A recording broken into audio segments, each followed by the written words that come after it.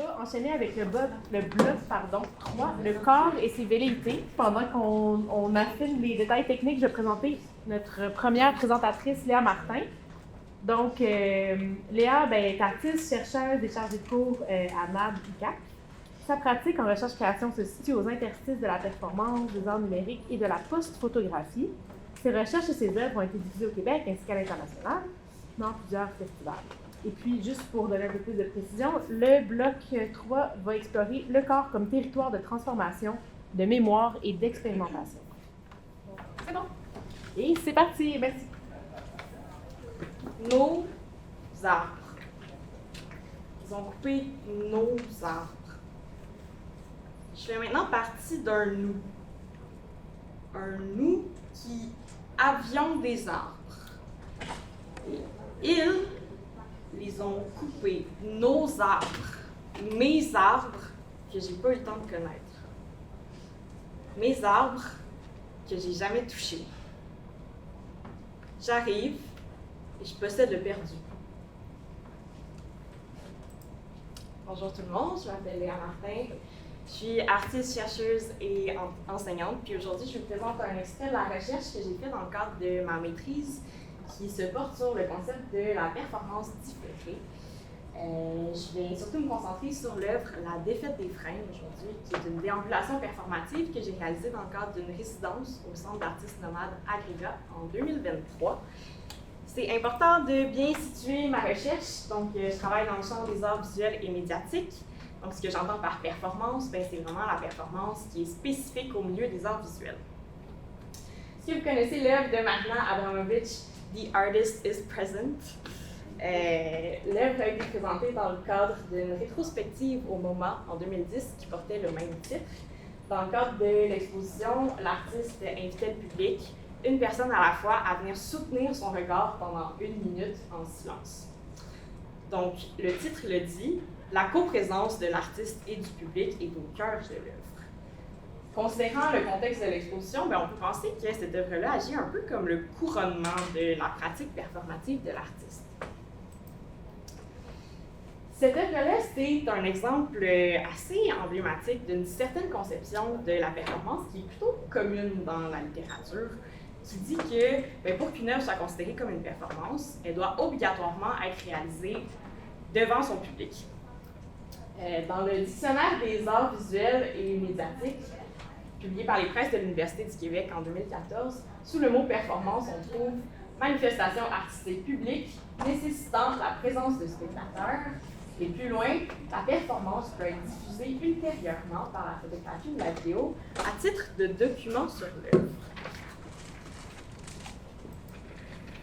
On comprend donc que dans cette perspective-là, qu'on retrouve chez de nombreux artistes, auteurs, autrices, les archives ou photos, images d'une performance sont vraiment secondaires à l'événement. Ce sont des documents témoins qui ne font pas partie intégrante de l'œuvre. Pourtant, quand on observe la mise en scène de l'œuvre Abramović, ça me fait douter un petit peu. Est-ce que vous remarquez quelque chose de particulier?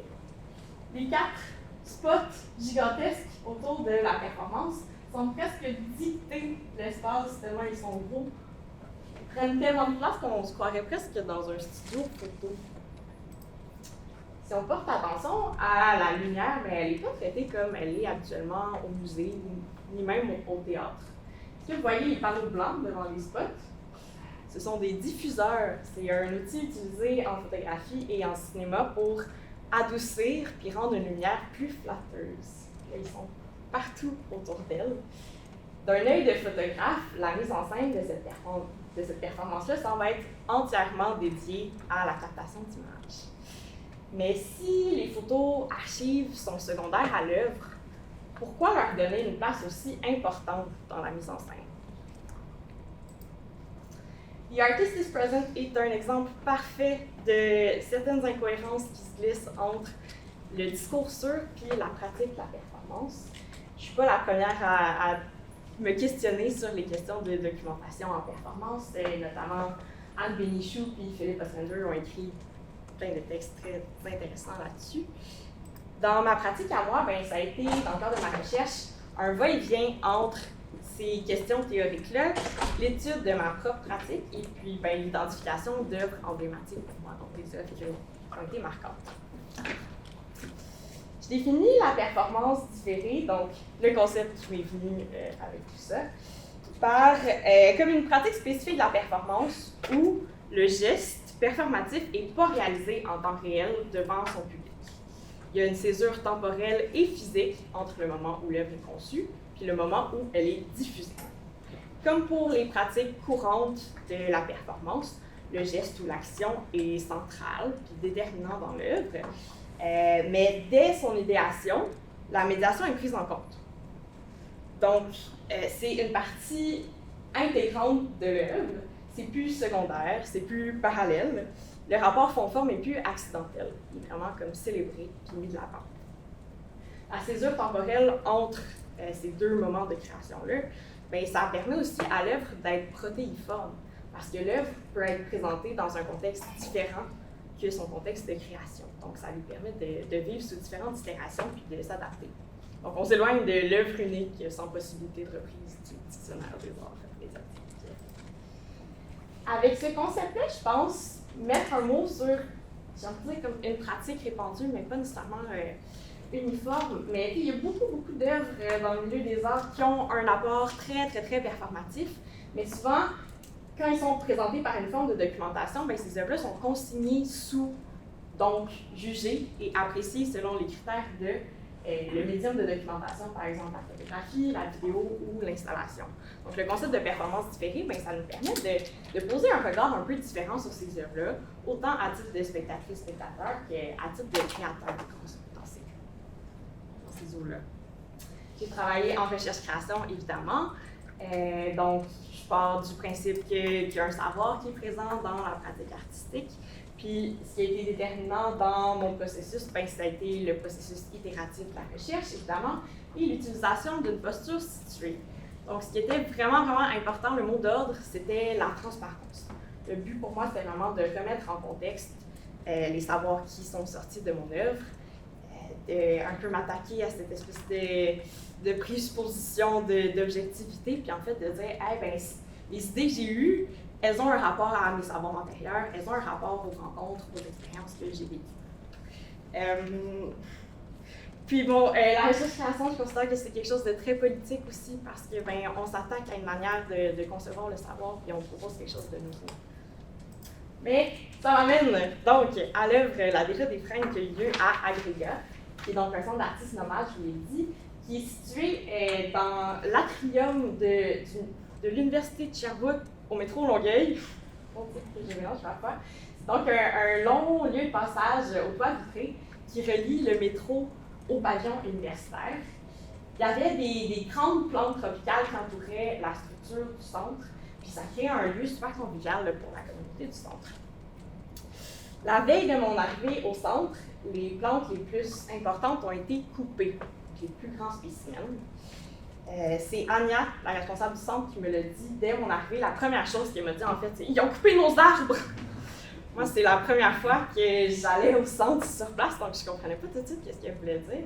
Puis finalement, à force de parler avec elle, j'ai compris que ça avait un impact vraiment majeur sur sa qualité de vie, puis sur la communauté du centre, comment est-ce que les gens discutaient, un impact sur la lumière, sur le son, sur l'espace qui était vraiment important. Puis tout au long de ma résidence, en parlant avec les gens, j'ai commencé à sentir le deuil de ces plantes-là dans la communauté. C'est assez atypique dans ma pratique. D'habitude, je suis plutôt conceptuelle, puis bien, je sais où je m'en vais, mais là, j'avais envie de juste explorer ce deuil-là par le mouvement. Donc, j'ai décidé de me lancer un peu les yeux fermés dans une approche un peu somatique de chorégraphier un peu l'espace, chorégraphier le deuil. Donc, c'était à la fois chorégraphié, mais aussi improvisé. Je me suis mis à faire des déambulations. Je me sens pas assez forte pour dire que c'était de la danse, là. Je reste proche de la performance. Mais pour garder l'esprit de la performance différée, donc le fait que la médiation est réfléchie dès la conceptualisation de l'œuvre, j'ai décidé de multiplier les modes de captation, parce que je ne savais pas ce serait quoi la forme finale de l'œuvre. Donc j'ai mon ami William Hood qui est venu faire des photos, j'ai mis des caméras sur trépied un peu partout pour faire de la vidéo, J'avais même une caméra 360. J'ai utilisé un H4n pour la captation sonore, donc j'ai vraiment multiplié les possibilités. Puis la déambulation a été répétée plusieurs fois. Donc il y a quelque chose dans le corps, il y a comme un moment qui m'a permis de réfléchir à qu'est-ce que j'essayais de dire ou comment est-ce que j'interagis avec l'espace. T'sais. Puis ben, dans le mouvement, il y a comme des souvenirs d'arbres coupés qui me sont revenus. Des souvenirs de lignes roses, de lignes oranges qui les condamnent parfois. En 2019, la ville de Montréal abattait 18 000 frênes contaminés par la grille du frêne. Je pense à ma coloc qui était complètement dévastée quand l'arbre devant notre premier appartement a été coupé. Donc je me demande avec cette œuvre-là, le mouvement permet-il de légitimer le deuil causé par la disparition de ces végétaux qui appartiennent à personne? Comment est-ce que les lieux publics, faits pour être habités strictement par le passage, nous incitent-ils à bouger? Dans La défaite des frênes, je m'interroge sur l'aménagement urbain à petite et à grande échelle, en commençant par l'échelle de mon propre corps.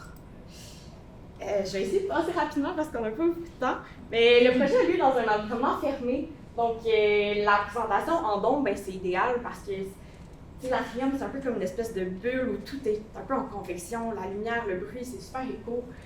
Donc, de le représenter par un espace immersif, ben, c'est parfait parce qu'on peut vraiment transmettre une atmosphère.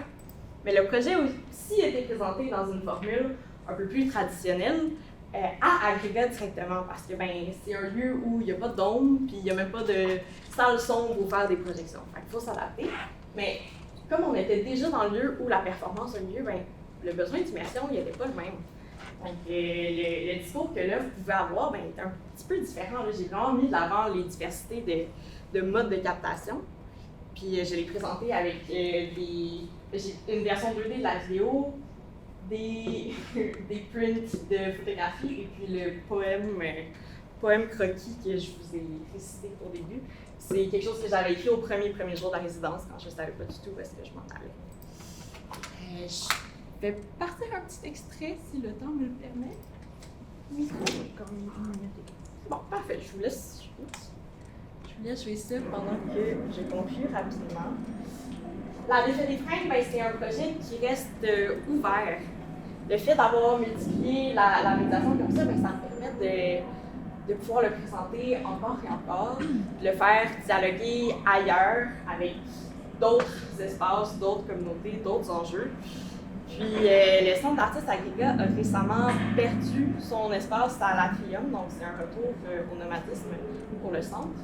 Et je pense que d'avoir réalisé ce projet-là, ben, ça m'a permis de... C'est un peu intense, j'ai envie de dire capturer l'essence d'un lieu, ou en tout cas assurément son ambiance, d'avoir capturé des préoccupations qui lui étaient propres dans un temps donné, puis de pouvoir ben, continuer de le faire vivre à l'état où il était à ce moment-là. Peut-être même que je pourrais représenter ce projet-là à Agrégat quand il retrouve un nouveau lieu. Il y a la possibilité ici. Merci beaucoup.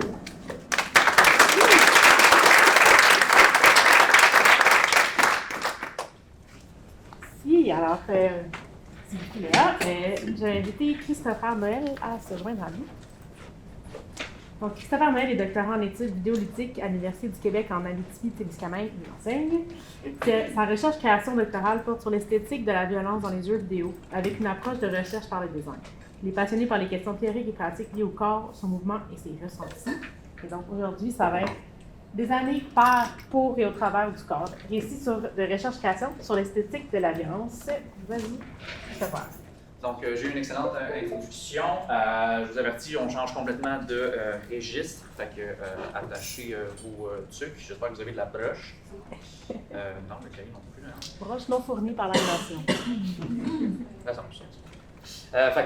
Mais non seulement, donc, gros avertissement, sérieusement, il y a des trucs un peu intenses dans ce que je vais vous présenter par la suite. J'ai un petit bout de théorie, je parle, puis ensuite, on aura des extraits donc, du jeu en création. Aussi, donc, alerte aux divulgateurs. Si vous visionnez ça, bien, vous ne pourrez pas participer à mes playtests, mais aussi, s'il vous plaît, ne pas trop en discuter avec vos collègues et les étudiants qui pourraient peut-être être appelés à être mes participants dans le cadre de cette recherche-là. Donc, j'essaie que les gens ne soient pas exposés à l'avance à ça avant d'y jouer. Donc, petit contexte, c'est qu'en effet, j'ai fait ma maîtrise sur l'esthétique de la violence vidéoludique. J'ai établi ce cadre théorique-là des STEM pour essayer de comprendre les différents éléments ressentis qui font partie d'une expérience esthétique. J'ai décliné ça donc, dans des STEM de la violence, essayer de comprendre ce phénomène-là plus proche. Donc, la rapidité, la souffrance, l'aspect corporel. Et je n'ai pas été satisfait de l'explorer que d'un côté théorique, cette question-là. Donc, dans le cadre de mon doctorat, je fais une recherche-création. Je réutilise ce cadre-là, je l'étends vers la somo-esthétique, donc un concept du philosophe Shusterman, qui est défini comme le type de critique améliorative du corps comme lieu d'appréciation esthétique sensorielle. Donc, la question un peu, c'est quels sont les ressentis du corps que l'on peut retranscrire ou donc transémiotiser pour le mot fancy, en utilisant des inputs et outputs assez traditionnels. Donc, je suis resté avec le clavier souris, manette, écran, speaker. Je n'ai pas été vers d'autres choses de plus rocambolesques. Quels éléments du jeu peut-on exprimer à travers du corps de l'avatar? Quels ressentis peut-on provoquer ou évoquer dans le corps du joueur? Et tout ça déployé dans un contexte d'esthétique de la violence, parce que ça avait un lien avec mes recherches précédentes, mais aussi parce qu'il y a une forme de proclivité ou alors de médiogénie avec le jeu vidéo, donc tenter de mieux comprendre ce phénomène-là aussi, parce qu'il m'intéresse, vous l'aurez compris. Concrètement, ma méthode, ça a été de suivre le cadre général de Mechanics, Dynamics et Aesthetics. Donc, de me questionner sur quelles sont les mécaniques qui vont créer des dynamiques dans le jeu pour susciter cette expérience esthétique-là. J'ai décliné deux versions un peu d'un même jeu pour explorer de manière significative, différente, d'incarner l'avatar et de ressentir donc la violence. Dans une version A, j'ai été dans vraiment incarner le corps d'un soldat dans un contexte militaire, donc quelque chose de très typique, un genre de Call of Duty si on veut. Dans la version B, j'ai été plutôt dans l'idée de quasiment incarner une arme à feu, c'est-à-dire d'essayer de nettoyer la présence du corps au niveau du joueur. Donc, c'est quelque chose qui est plus près d'un boomer shooter. Si vous connaissez le Doom originel, on est très près de cette formule-là. Ensuite, la méthode pour la réflexion, ça a été d'utiliser l'idée d'un journal réflexif, donc de faire l'état des développements, des réflexions, des émotions, des événements marquants.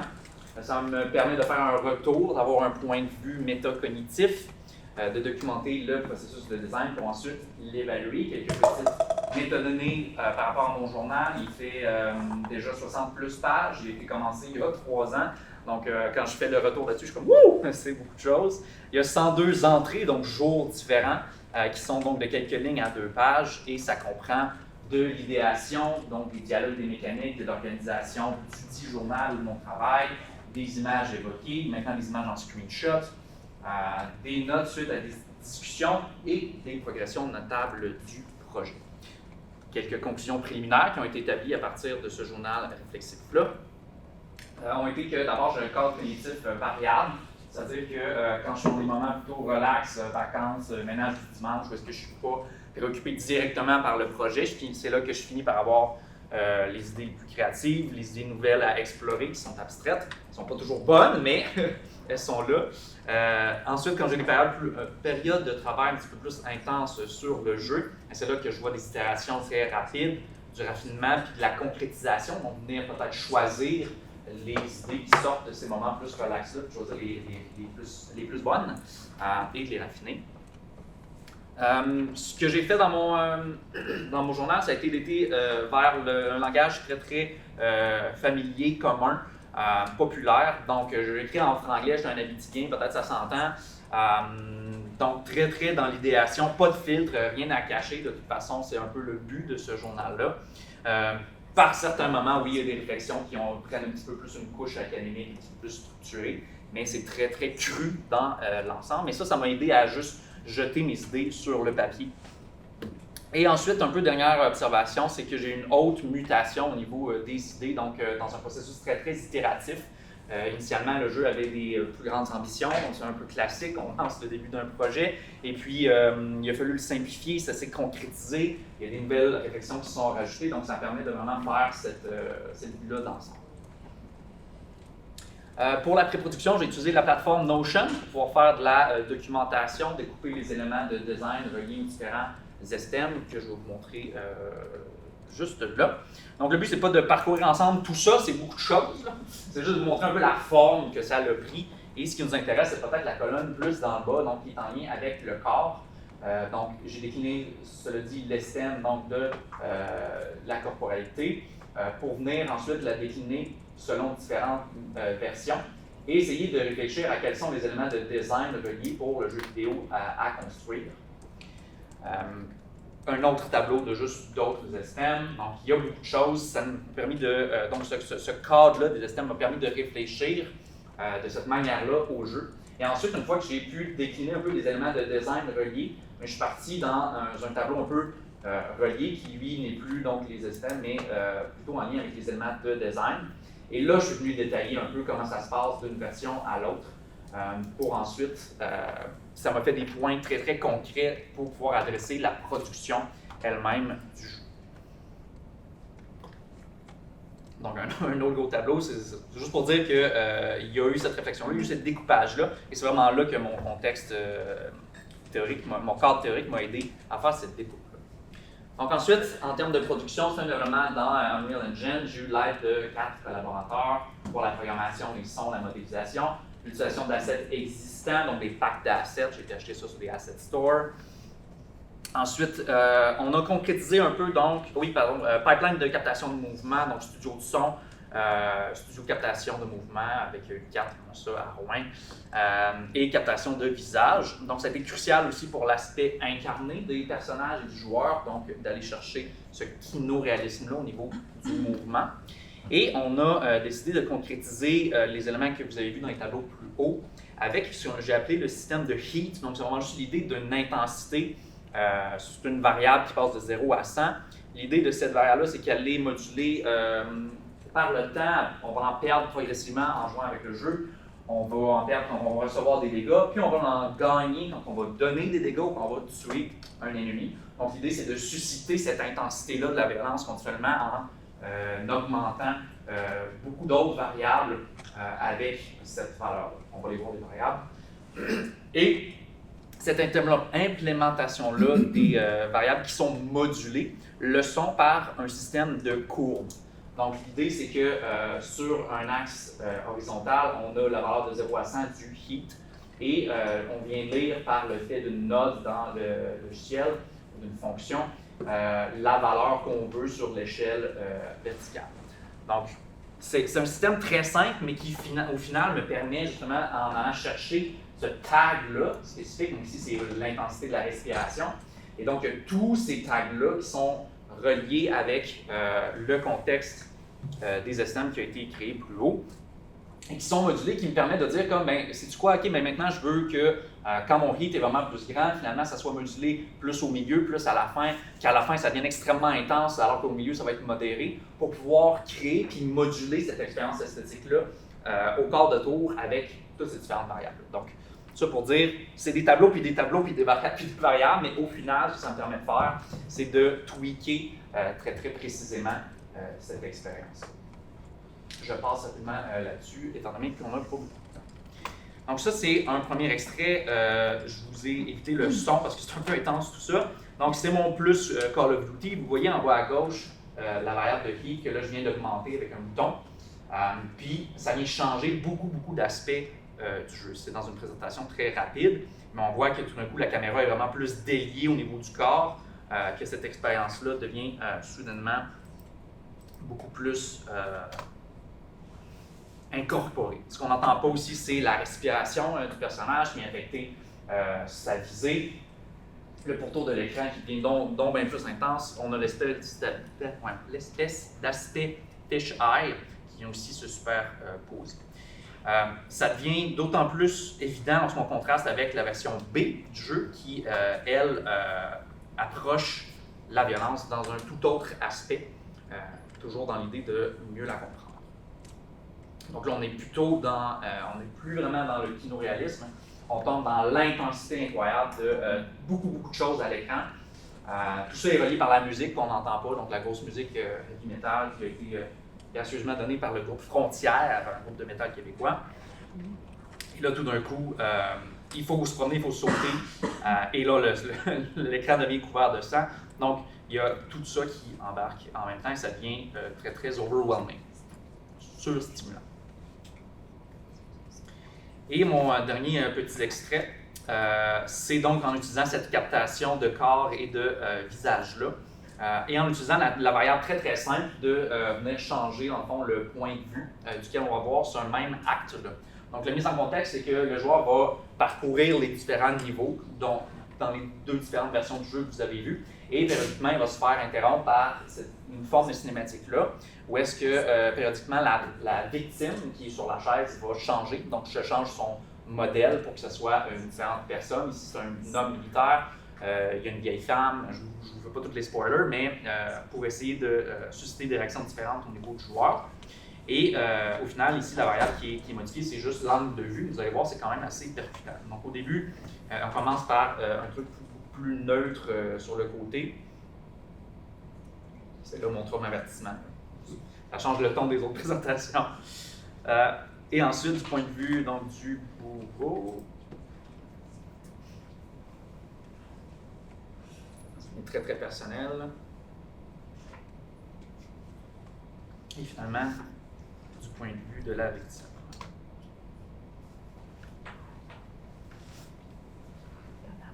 Ce qui conclut ma présentation. Bon matin.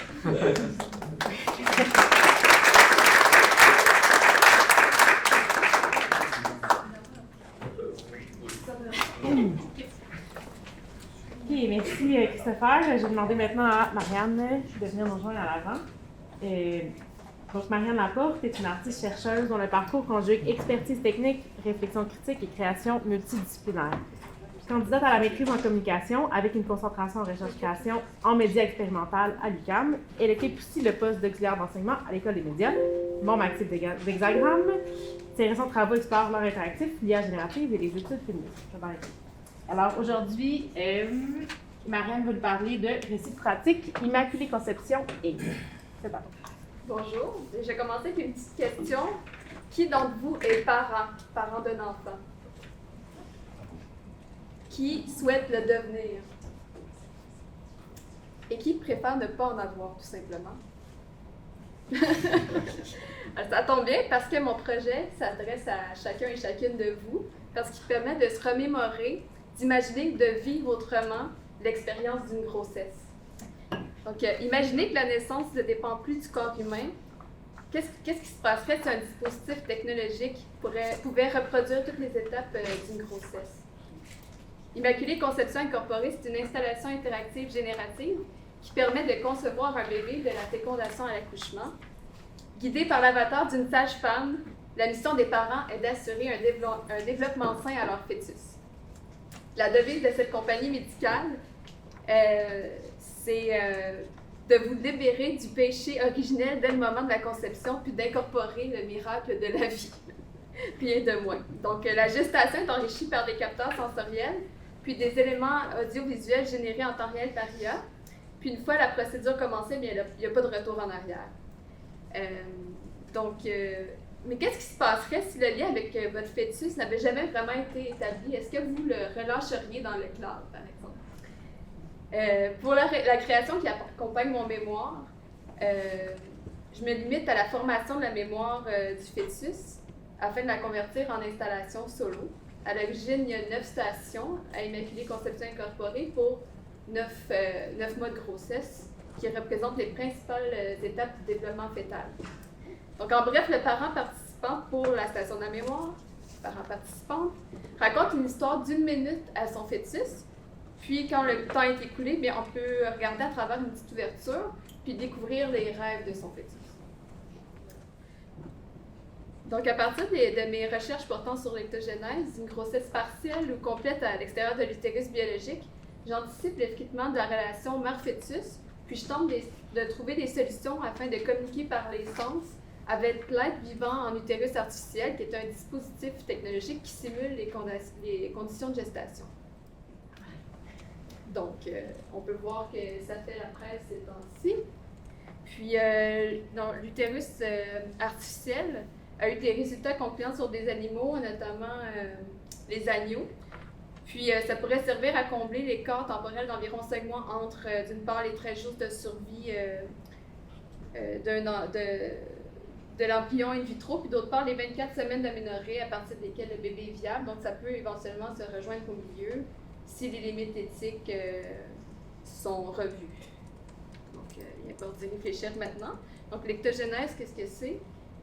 Il y a l'ectogenèse partielle, qui est le fœtus qui est créé dans l'utérus biologique, mais qui poursuit son développement en utérus artificiel. Puis, en complète, eh bien, c'est un embryon de synthèse ou fabriqué par fécondation in vitro, qui est implanté en UA jusqu'à sa naissance. Qu'est-ce que je voulais faire avec ce projet-là? Qui est né, dans le fond, de ma réflexion à mon rapport à la maternité.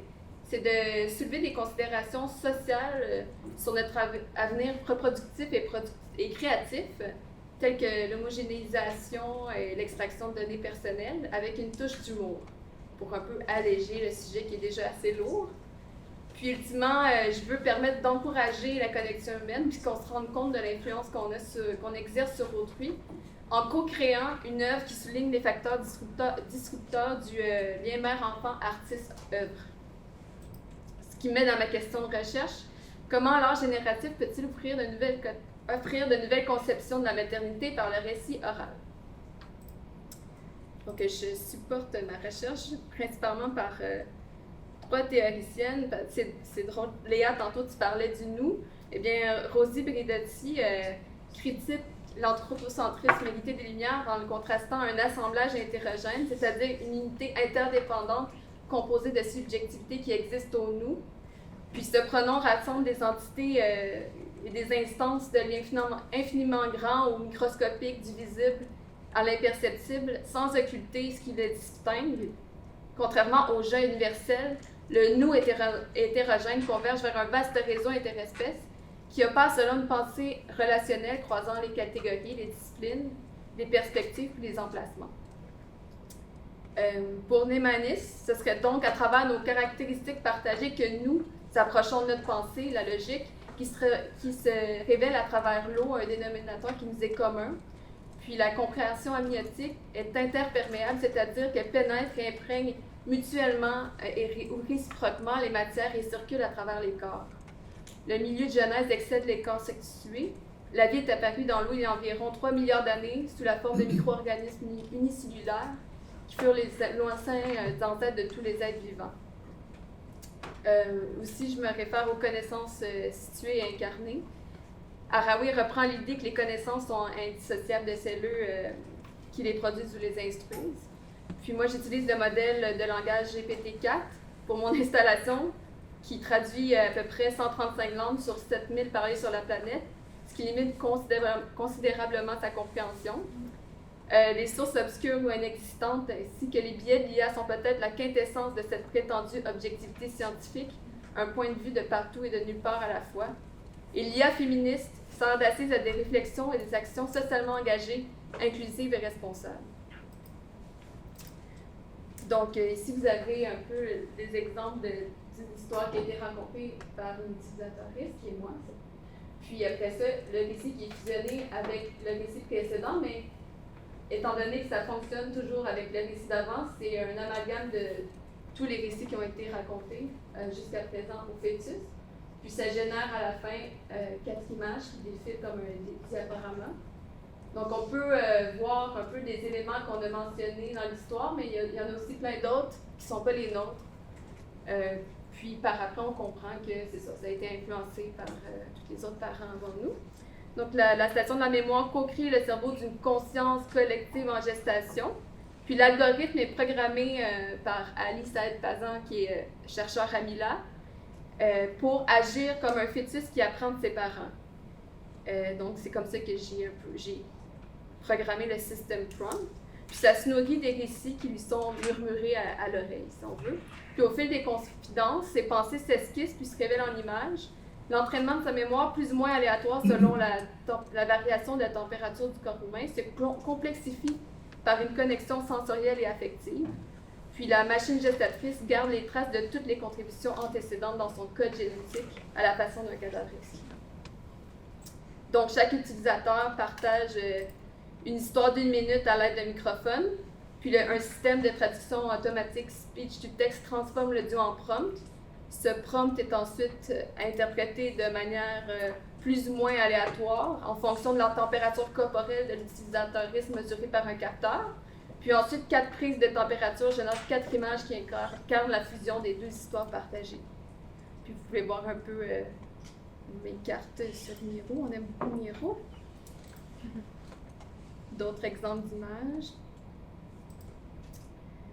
Donc, en reconceptualisant le statut de la mère et de l'artiste par le récit oral, ou en offrant une reconceptualisation, le but n'est pas de comparer la textualité à l'oralité ni d'analyser la tradition orale. J'aspire plutôt à créer un lien maternel, affectif et sensoriel à travers la transmission par la parole maternelle. Pour moi, c'est toute personne qui s'identifie comme mère. Puis le contexte simule l'ectogénèse qui reconceptualise la maternité et par l'IA générative qui en vient à redéfinir le rôle de l'artiste. C'est un peu méta. Puis ainsi, j'expérimente une nouvelle forme de récit collectif de cette façon-là. Puis je m'inspire du linguiste et historien de la littérature Paul Zumthor pour y réfléchir, parce que la voix, ça prête à des nuances affectives plus fines. On s'identifie à un niveau psychique plus profond avec une volonté d'exister et de se dire c'est un souffle, ça émane d'un corps et symboliquement, ça le fait être. Ma méthodologie, qui se divise en 3 temps. Donc, je retrace puis j'analyse mon processus par une méthode qui combine l'auto-ethnographie, le bricolage, puis la recherche que j'appelle co-création, puis qui se base sur le manifesto du MIT Co-Creation Studio. Les résultats, mais là, j'en suis encore à l'analyse des résultats parce que je n'ai pas encore terminé mon mémoire. J'y suis presque. J'ai quasiment terminé. Donc, oui, vu que je ne suis pas passée par un comité d'éthique, je n'analyse pas les données des autres, donc j'analyse la façon dont moi j'interagis avec la machine, puis qu'est-ce que ça me fait vivre comme émotion. Par contre, j'ai pu présenter le prototype lors de l'exposition, dans le fond, de groupe après la résidence d'artistes Co-Creating with Art and AI à l'Institut Mela.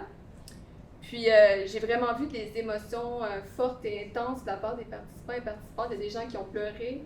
Il y a des personnes qui travaillent dans le milieu hospitalier qui m'ont dit que ça pourrait être une forme de thérapie intéressante. Donc, pour moi, qu'est-ce qui est vraiment, pour les prochaines étapes, au doctorat, j'aimerais poursuivre avec la grossesse complète. Mais c'est de se détacher progressivement, justement, de ces grands modèles d'OpenAI, puis de confectionner une installation tout à fait locale et autonome qui pige directement dans sa propre base de données, puis ainsi d'offrir un modèle d'émancipation. C'est d'offrir un contre-exemple à qu'est-ce que j'offre à travers cette installation-là. Bravo.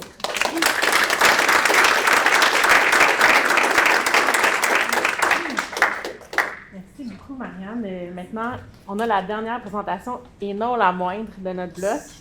Enfin, Joseph Lapointe qui nous demande de tous et toutes rester bien attentifs pour sa présentation. Et je pense qu'on va réussir à terminer le bloc vers 12h30, là, en prenant en compte la présentation et la discussion. Puis on va vous expliquer ensuite qu'est-ce qui va se passer pendant l'heure du midi. Donc, rapidement, François-Joseph Lapointe est biologiste et bioartiste, professeur au département de sciences biologiques de l'Université de Montréal où dirige le laboratoire d'écologie moléculaire et d'évolution. Dans le cadre de ses recherches scientifiques, il s'intéresse à la phylogénétique, à la systématique ainsi qu'à la génétique des populations. Dans le cadre de sa pratique artistique, il s'inspire des modèles de la biologie moléculaire et de la génétique à des fins de création. En adoptant une approche hybride, il cherche pour ses travaux de recherche-création à brouiller les frontières entre le domaine de l'art et le champ de la science. Alors, du premier souffle à la décomposition, récit microbien de la vie et de la mort. OK, je reprends mon souffle. 5 lignes, mon CV, merci. Bonjour les collègues à Toulouse, si vous êtes toujours là. Bonjour la famille à Sainte-Luce. On m'avait dit 10 minutes, vous me donnez 2 minutes de plus. Donc c'était 600 secondes, 40 diapos, 15 secondes par diapo. Let's go, je pars mon chronomètre. C'est déjà parti à la fin. Vous êtes déjà parti, je le sais. Alors, avant de commencer officiellement, il est de bon usage de faire une reconnaissance territoriale. Donc, je le fais en admettant que le premier territoire non cédé que j'occupe est celui de mon propre corps. Ce corps qui a été colonisé sans mon consentement par des milliards de bactéries, virus, archées et autres micro-organismes qui vivent sur moi, autour de moi, à l'intérieur de moi. Alors bonjour, mon nom est François-Joseph Lapointe et je suis sage-femme. C'est du moins ce qui est écrit sur le certificat honorifique qu'on m'a remis après 6 mois dans une maternité à Paris où je m'intéressais à récolter des échantillons de microbiomes chez des mamans qui allaient les transmettre à leurs enfants. Marianne, il faut qu'on se parle, bien sûr. Donc, lors de ce stage en maternité, je suis père, j'ai 4 enfants qui sont tous nés par voie naturelle. J'ai eu la chance ou la malchance d'assister à une césarienne pour la première fois et ça a changé ma vie, ça a changé ma pratique en termes de recherche et de recherche-création. La phase 1, donc, d'un projet financé par le FRQ qui s'appelait de la transformation, que j'appellerais maintenant de la transmission du microbiome humain comme pratique expérimentale du bioart. Donc, certains d'entre vous se rappellent peut-être de la mission d'Hexagramme à Ars Electronica en 2018, où j'avais présenté cet incubateur pour bébés nés par césarienne. Vous savez que lors d'une césarienne, les enfants, au lieu de recevoir les bactéries vaginales qui sont transmises de manière naturelle à la naissance, reçoivent des bactéries cutanées qui ont une influence épidémiologique, bien sûr, dans les stages ultérieurs de la vie. Et donc, cet incubateur-là, donc, qui avait été présenté dans le cadre de Taking Care, cette exposition, en galerie, avait pour but d'être ensemencé par des fluides biologiques qui sont bien sûr du liquide amniotique, des bactéries vaginales, ainsi que du lait maternel, chose qui se faisait dans le cadre d'une performance publique qui a été répétée pendant la durée de l'exposition. Je pense que c'était 4 ou 5 jours. Donc, on a Mary Magic, ici une performance, qui allaitait et tirait son lait. Par la suite, j'ensemençais l'incubateur dans le cadre de cette performance-là. Performance qui a été répétée lors d'une autre exposition à la Science Gallery à Londres, avec la particularité suivante, cette expo-là durait pendant 3 mois, au lieu de 5 jours. C'était donc impossible d'avoir une performance répétée à tous les jours, et c'était surtout impossible de laisser à l'intérieur de l'incubateur des fluides biologiques qui, Thierry Bardini pourrait vous le dire, après 4 jours, sentait vraiment le Christ dans la galerie, c'est du lait fermenté. Donc, il fallait faire cette performance une seule fois, le soir du vernissage. Vous me voyez avec la performeuse et une sage-femme. Et ce que nous avons fait, plutôt que de répéter à tous les jours cette performance, c'est qu'on a fait une vidéo de cette performance-là qui dure 20 minutes. Et je vous en présente un extrait d'1 minute ici. Il n'y a pas de son. Je peux vous l'expliquer. Donc, vous avez ici la maman qui allaite son bébé et qui, avec un tire-lait, va extraire du lait qui va me servir par la suite à ensemencer l'incubateur. Vous me voyez ici récolter le lait maternel. Avec une seringue, je l'insère dans un ballon qui, par la suite, va faire écouler le lait maternel dans un contenant qui contient, lui, du liquide physiologique qui correspond au liquide amniotique. Suite à quoi, une sage-femme a fait un frottis vaginal chez la performeuse. Et donc, ces bactéries vaginales-là sont en suspension dans un liquide physiologique que j'utilise pour les insérer grâce à un tube à perfusion dans un deuxième contenant. Tout cela va se mélanger dans ce que j'appelle un kombucha pour bébé, qui mélange donc différents types de bactéries, avec idée, normalement, de prendre ce liquide-là et de badigeonner le bébé par la suite, suite à une césarienne, pour l'ensemencer avec les bonnes bactéries qu'il n'a pas eues à la naissance. Alors ça, c'est la partie recherche-recherche. Donc, c'est fait l'objet d'une publication scientifique qui a été publiée dans un journal d'obstétrique, les travaux que l'on fait sur la transmission du microbiome à la naissance. Deuxième étape, puisque j'avais commencé à m'intéresser au lait maternel, deuxième projet de subvention financé par le FRQ qui s'appelait la maternité comme dispositif, enjeu philosophique et artistique. Et dans le cadre de ce projet-là, je me suis intéressé non pas aux bactéries transmises à la naissance, mais plutôt aux bactéries qui sont le microbiome du lait maternel. Et j'ai voulu mélanger ces informations scientifiques-là avec les représentations dans l'histoire de l'art des vierges allaitantes, donc le genre des Madonna lactantes, très populaires à l'époque byzantine, mais aussi dans des icônes du Moyen Âge et de la Renaissance. Donc le projet avait pour but de reconstruire un retable en hommage au lait maternel, un peu comme celui-ci que ma femme m'a ramené d'un voyage en Italie, où on voit au centre une Vierge à l'enfant et sur les deux panneaux latéraux des images religieuses. J'ai donc fait construire ce retable-là et je le représente de la manière suivante avec ce que j'appelle un microbiome selfie. Ceci est un réseau de bactéries récoltées à 3 moments. Donc il y a du colostrum, du lait primitif et du lait mature qui sont au centre. Et de part et d'autre, on a des échantillons de lait commercial, comme du lait en poudre maternisé. Et c'est cette œuvre-là que j'ai produite il y a quelques années, qui s'inspire aussi du fameux miracle de Saint-Bernard, ce dévot qui allait prier devant une statue de la Sainte Vierge à tous les jours et qui aurait été récompensé par sa dévotion par un jet de lait qui l'aurait bien sûr béni. Donc j'ai voulu tenter de reproduire ce miracle-là dans mon travail.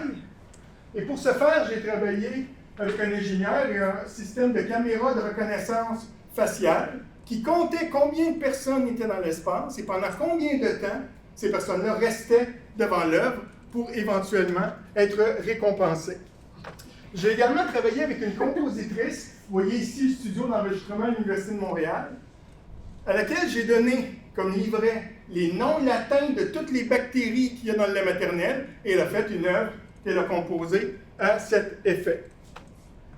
Il me reste 5 minutes, mais j'ai une vidéo de 2 minutes que je vais vous montrer. Ça vaut la peine de l'écouter. Si vous êtes vraiment attentif, vous allez peut-être voir un miracle.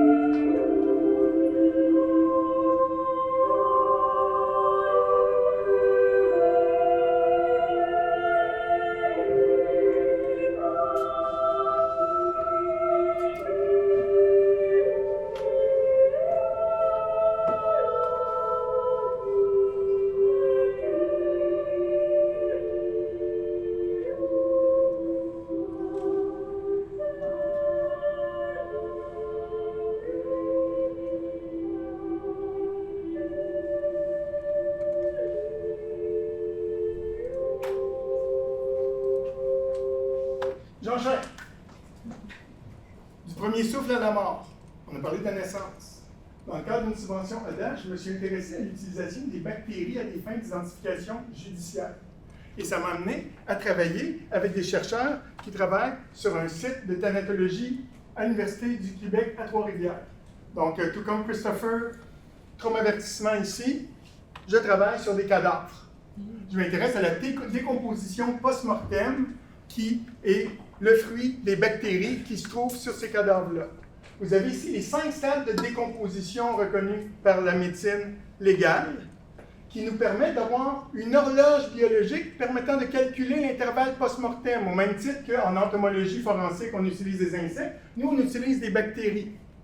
Il y a donc une étudiante dans mon laboratoire qui a passé 1 an à l'échantillonner, ici on le voit, sur des véritables cadavres à l'Université du Québec à Trois-Rivières, des échantillons, pour bien sûr, recherche, en faire des publications scientifiques. C'est pas ça qui m'intéresse dans mon processus de recherche-création, et c'est le dernier projet dont je vous parle. C'est le titre de ma subvention actuelle du FRQSC, Gisant, transit, charogne et putréfaction, l'art du cadavre en milieu naturel. Comment sortir ces cadavres-là d'une enceinte de recherche pour en faire de la création. Et pour cela, alors que initialement je m'étais intéressé au concept des vierges allaitantes, maintenant je m'intéresse à toutes les représentations de la mort et de la putréfaction dans l'histoire de l'art. En particulier les gisants, il y en a plein à la basilique Saint-Denis à Paris, qui sont habituellement des nobles ou la royauté, en différents états d'habillement et de putréfaction. Quand un gisant est en putréfaction avancée, on l'appelle un transi. Vous en avez un exemple ici. En art contemporain, certains artistes, ici c'est Christian Lemmertz, qui est un artiste allemand, représentent des gisants et des transis de la manière suivante.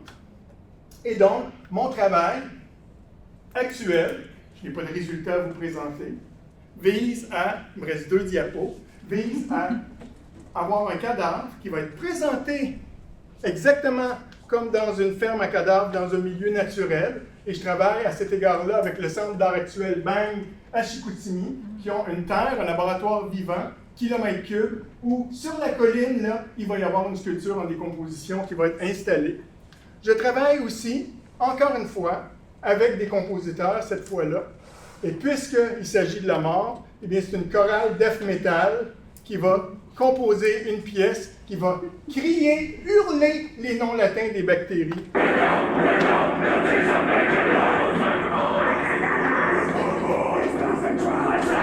Ça répète plus fort. Merci.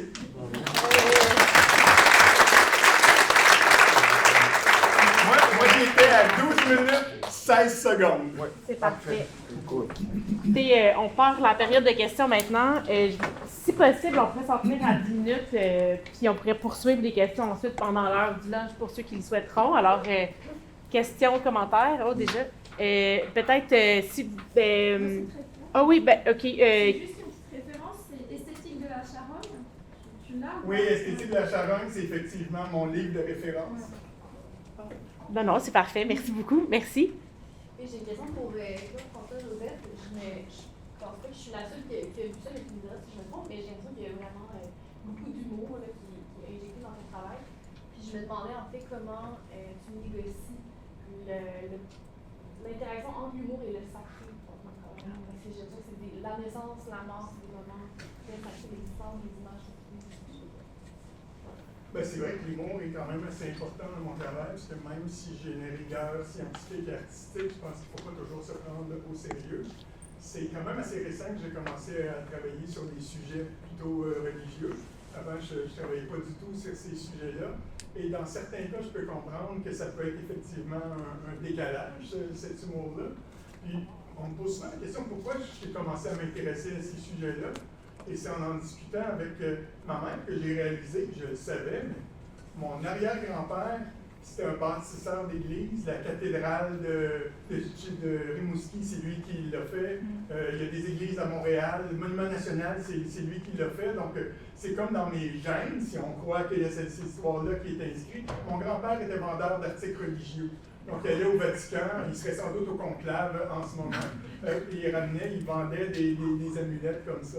Donc, c'est tout récemment que j'ai commencé à travailler sur ces sujets-là. Donc, c'est pas par manque de respect qu'il y a toujours une espèce de touche ludique dans ce que je fais. Ceci étant dit, la pièce que je vous ai fait entendre, je vous garantis que quand on la voit véritablement en galerie ou dans une église, ben, les gens sont dans un recueillement automatique, il n'y a plus rien de drôle. Ouais.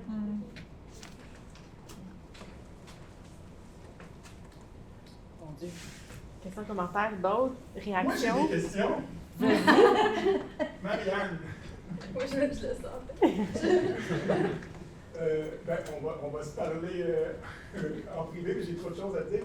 Mais je ne sais pas si tu es au courant des travaux de Spela Petric ou Evan Chardonneret qui s'appellent Ectogénèse et qui sont intéressés à faire des projets pas du tout basée sur l'IA, qui ressemble un peu à ce que tu fais.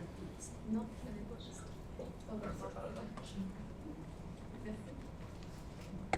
Ben, c'est super, j'aime la collégialité, le partage de références qui s'intensifie. Ben, écoutez, c'est peut-être parce qu'on a faim, là. Bravo, peut-être qu'on met ça. Puis si jamais il y a des questions qui vous surgissent par rapport aux présentations de ce matin, on pourra les prendre dans d'autres blocs également. Je vous invite à la pause dîner, bien méritée, vraiment. On va, oui, tout à fait. On va d'abord applaudir les présentateurs.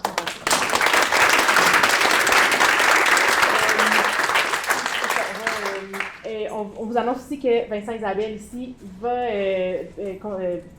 mon Dieu, excusez, je parle mes mots, va nous présenter, va nous... Si tu veux nous donner quelques mots. Ben, je vais présenter une genre de petite démo de recherche que je suis en train de faire, le dispositif. Puis, ben, dans le fond, elle va commencer vers à 13h. Ici, à 13h. Donc, il va y avoir une petite démo / performance. Puis après, il y aura juste discussion, bien relax. Vous êtes tous invités. Sinon, c'est juste un instant, ça va reprendre à 14h pour le prochain bloc. Donc, 13h avec Vincent, 14h tous ensemble.